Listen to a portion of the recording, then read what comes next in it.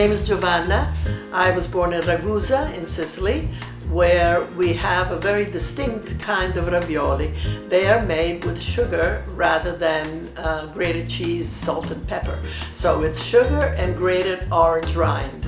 And that coupled with a very rich, unctuous, delicious pork ragu is something marvelous to eat. Giovanna lives in New York. Ragusa is in the southeast of Sicily. We're going to start with the ragu because that has to cook. And so this is I favor Vidalia onions because they're sweet and delicious, and I use them in every possible way. She is making a pork ragu with a mixture of sausages and shoulder steak. That's a 1/4 cup of oil, exactly so. She sautés an onion in olive oil and then adds a jar of whole tomatoes. These are always better quality than ready chopped ones. I make this, I have a dedicated coffee grinder that I use only for spices. And this is what my grandfather called misturi, which means mixture. So I'm going to put a nice, healthy spoonful. Giovanna's spice mix includes allspice, fennel, cloves and nutmeg. And we're going to add a tablespoon of of salt, and we're going to add 2 teaspoons of sugar to the sauce. While the tomato sauce simmers, Giovanna browns the meat. She snips the sausages so they are the same size as the pork pieces.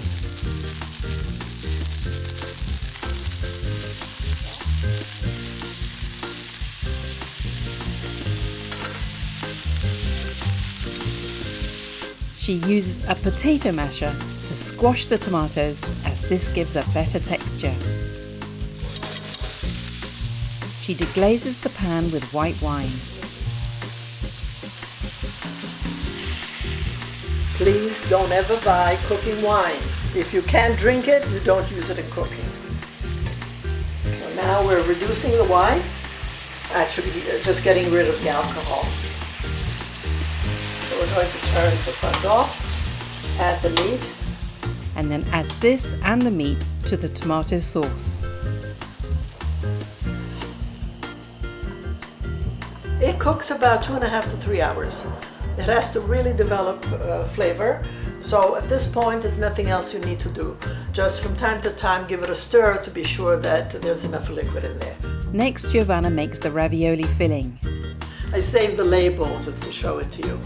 This cannot be bought at the supermarket. Now, the ricotta at the supermarket is perfectly fine and excellent for certain uses. But for something like this, where you want the ricotta to be a little drier, you need this. This is denser, drier, and more flavorful. So it comes in a tin like this. Notice how much liquid has come out of the ricotta. Now that's liquid that we didn't want in our filling. So we're going to put 4 tablespoons level of sugar. The addition of sugar is from a time when sugar was an extravagance along with other spices. Oranges are plentiful in Sicily. Well, we came to the United States when I was 10 years old and my brother was 8. And my mother missed Italy much more than my father. My father was very happy in his adoptive country and knew that we were going to settle here and not try to go back to Italy. And my mother raved about, everything is so, peaches are better, they're sweeter, they're more tender, they are more juicy. And we thought, oh, come on, a peach is a peach, a tomato is a tomato. We didn't believe it.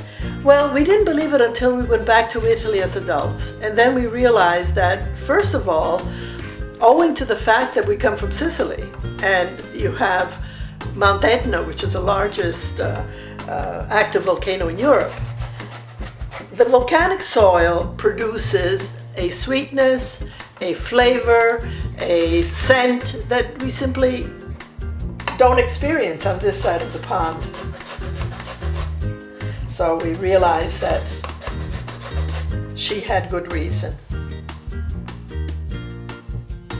This orange will be our salad for dinner. We don't waste anything. So now we mix it. Giovanna mixes the sugar and zest into the ricotta. See, the ricotta is quite dense. Notice it? Okay, so this is done. Okay. To make the pasta dough, Giovanna uses equal quantities of all-purpose and semolina flour.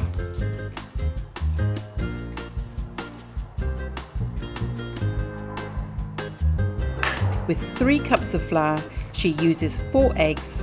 And these are the eggs that were laid by our granddaughter's pet chickens, which have been sent to a farm to retire. Plus 2 tablespoons of olive oil and a pinch of salt. With your hands or with a fork, and you slowly begin to incorporate the flour from around it. Okay, so now we incorporate all of it. And be careful about adding water because we don't want this to be a soft dough. We want it to be fairly consistent. So if you add water, 1 tablespoonful at a time, and then you can't go wrong. You know, Italian cookbooks are really meant for cooks because very often you will see salt and pepper with QB next to it. QB means quanto basta, as much as is enough. So only a cook knows how much is enough.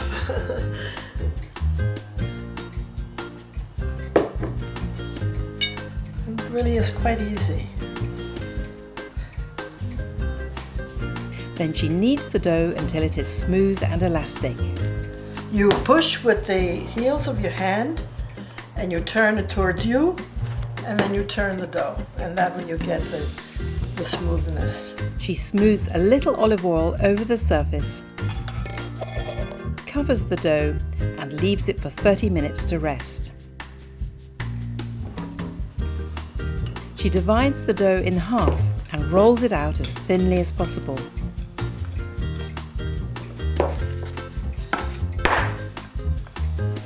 When I saw my grandmother doing this, I always thought it was magical. That somehow this flour and water became something magical.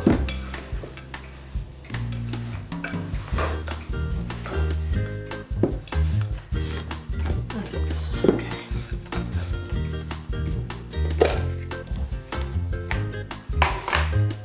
She dots the filling in a row about 2 inches apart. I'm just putting a little water to adhere the 2 sheets of dough. Then I'm going to fold this on top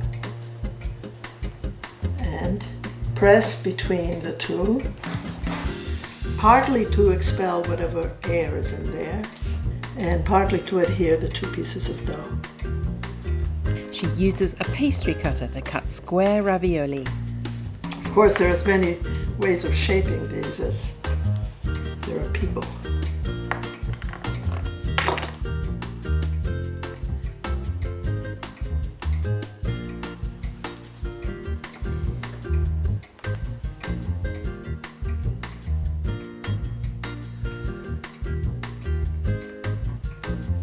She repeats this process until she has used up all her pasta.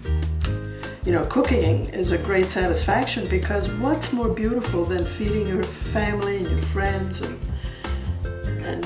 you know, seeing them enjoy something that you've made.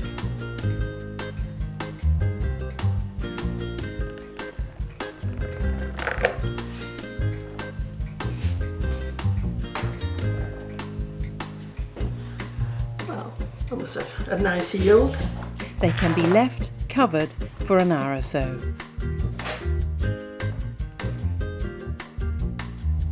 Giovanna rolls out the other half of dough quite thickly and makes battens.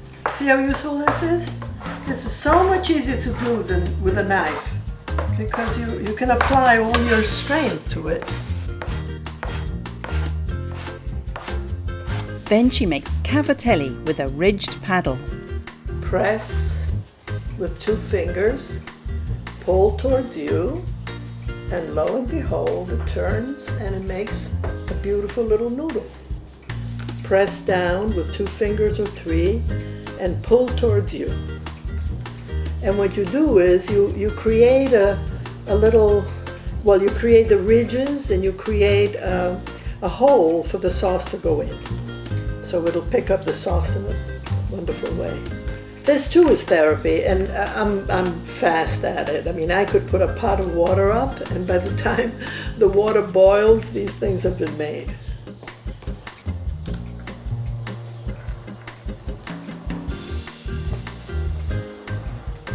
This mix of pasta is traditional to Ragusa. Giovanna simmers the ravioli and cavatelli separately.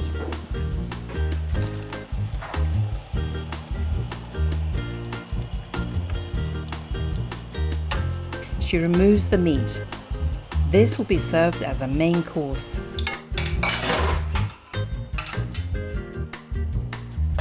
And that's it. A taste of Ragusa in New York. Buon appetito! Tutti a tavola? Allora, tutto è pronto. Ecco i ravioli, i cavatelli e la carne, il secondo. Cin cin. Cin cin, cin cin. Buon appetito! That wasn't very good. Click on the subscribe button for regular helpings of Pasta Grannies.